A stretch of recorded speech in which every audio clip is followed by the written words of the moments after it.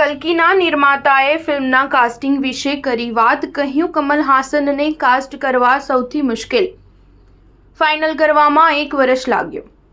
નાગ અશ્વિનનો dream project કલ્કી 2898 એડી 27 જૂને release થવાની છે. ફિલ્મના સ્ટાર્સ તેમજ નિર્માતા પ્રિયંકા અને સ્વપ્ના દત્તનો એક વિડીયો હાલ સોશિયલ મીડિયા પર વાયરલ થઈ રહ્યો છે.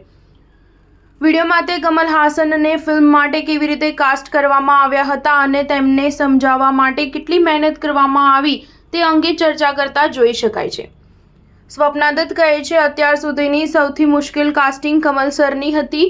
વાયરલ થઈ રહેલો વિડીયો મુંબઈમાં પ્રી રિલીઝ ઇવેન્ટનો છે, જ્યાં એક્ટર અમિતાભ બચ્ચન, કમલ હાસન, દીપિકા પાદુકોણ, પ્રભાસ અને અશ્વિની દત્તની પુત્રીઓ સ્વપ્ના અને પ્રિયંકા સાથે બેઠેલા જોવા મળે છે.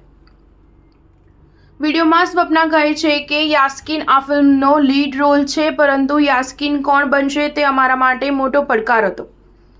આ રોલ માટે એવા અભિનેતાને કાસ્ટ કરવાનો હતો જે 2 સુપર હીરોની બરાબર અથવા વધુ શક્તિશાળી હોય.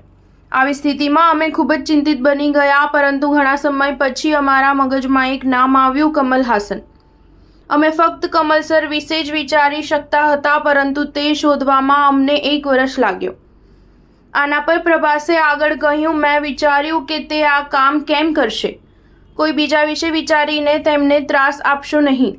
આ રોલ કરવામાં કમલ હાસન થોડા નર્વસ હતા. તેમણે કહ્યું, આમાં ત્રાસનો કોઈ પ્રશ્ન જ નથી. ઘણી વખત એક્ટરો આત્મશંકા અનુભવે છે.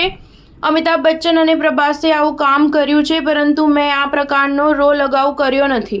કલ્કી 2898 એડીને બનાવવામાં 5 વર્ષ લાગ્યા હતા. તેનું બજેટ 600 કરોડ છે. આ ફિલ્મ 27 જૂને વિશ્વભરના સિનેમાઘરોમાં રિલીઝ થવાની છે. સ્ટાર ન્યૂઝ 7 હંમેશા સચ્ચાઈની સાથે.